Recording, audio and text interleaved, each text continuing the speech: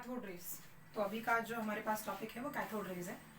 Cathode rays का यहाँ पर मैंने एक डायग्रामेटिक रिप्रेजेंटेशन बनाया हुआ है। This is a very very what we can say lower level of diagrammatic representation. आप लोगों को गूगल पे बहुत ज़्यादा ही डिपिक्शन के साथ ये सारी चीज़ें ऑलरेडी अवेलेबल हैं, बट यहाँ पर क्योंकि मुझे एक्सप्लेन करना है तो मैंने यहाँ पर बहुत एवरेज डायग्राम बनाया हुआ है।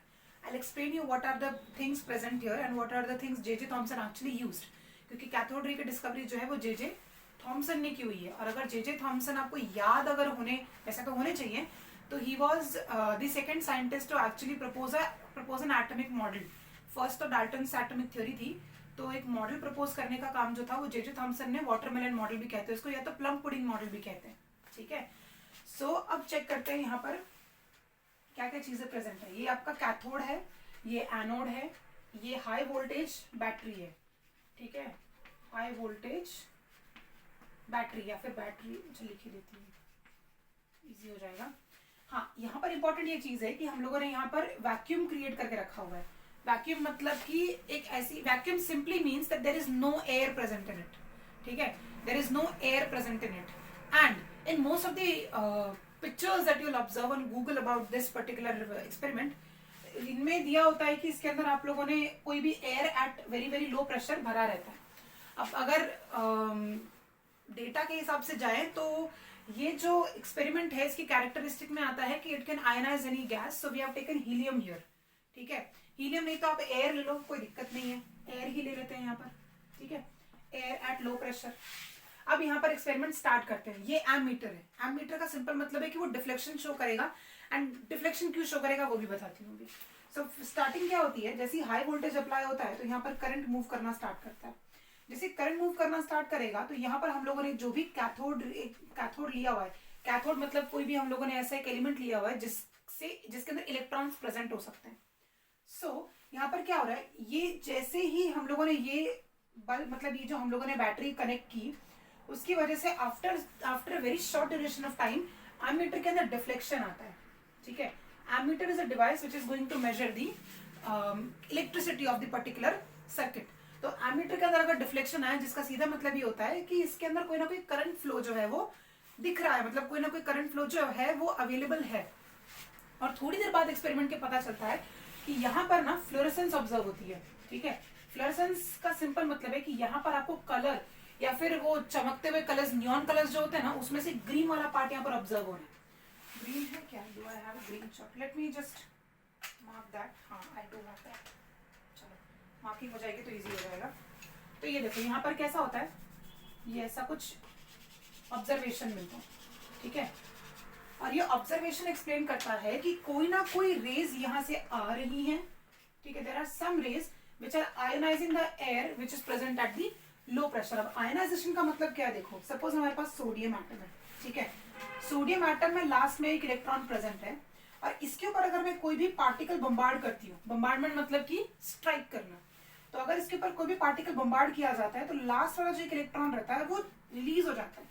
और इलेक्ट्रॉन्स जब रिलीज होते हैं ना, तो बहुत सारे ऐसे एलिमेंट्स है, उनकी कैरेक्टरिस्टिक ही यही है that if they are getting ionised they are going to give the colours, they impart colours. जैसे कि अगर सबसे अच्छा एग्जांपल लिया जाए तो आपके हैलोजेंस और ये जो नोबल गैस एलिमेंट्स होते हैं, ये बहुत अच्छा कैरेक्टरिस्टिक कलर्स देते हैं।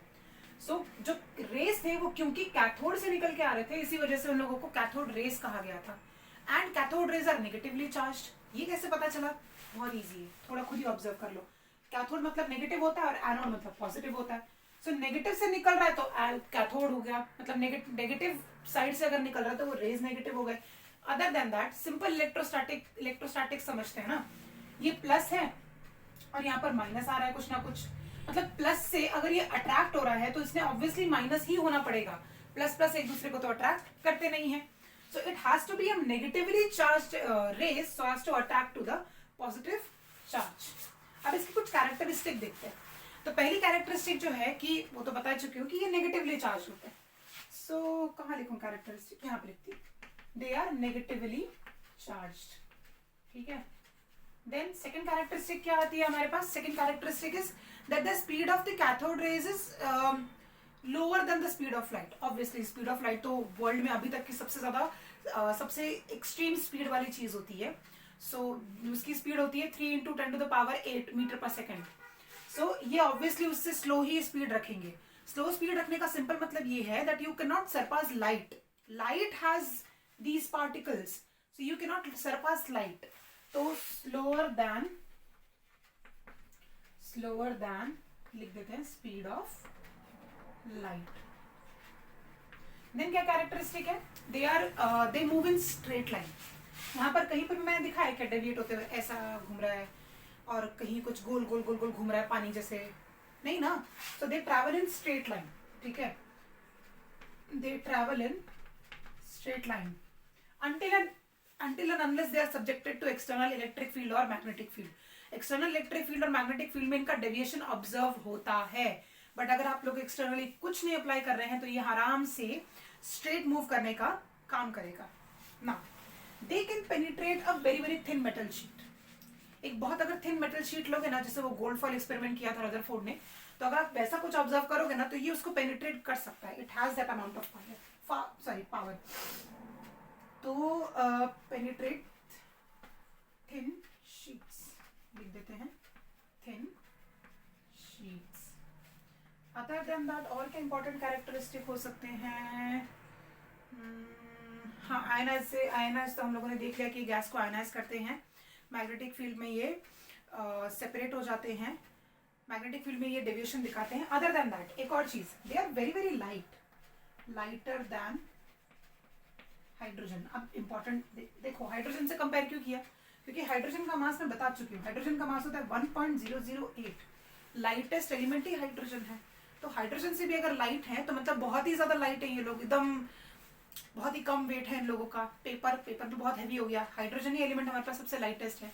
सो these are very very light rays. अब लाइट रेज का LIGHT मत एज्यूम करो, वो भी उसी का स्पेलिंग होता है वैसे तो. But they are very very low in mass, very very low in mass. तो ये बहुत ज्यादा ही फास्ट मूव कर सकते हैं. सीधी सी बात है, जिसका मास कम होगा उसकी मूवमेंट बहुत फास्ट हो सकती है. सो इसी वजह से इनकी मूवमेंट काफी फास्ट होती है. Cathode rays move at a very very greater speed, but still that greater speed is not more than speed of light. So this is everything about the cathode रे एक्सपेरिमेंट और cathode rays. हाँ, ये याद होना चाहिए कि J Thomson ने इसको डिस्कवर किया था. J Thomson. शायद स्पेलिंग गलत लिख रही है मैंने. हाँ नहीं, करेक्ट, जे थॉमसन, यही स्पेलिंग यही. So J Thomson discovered the cathode रे.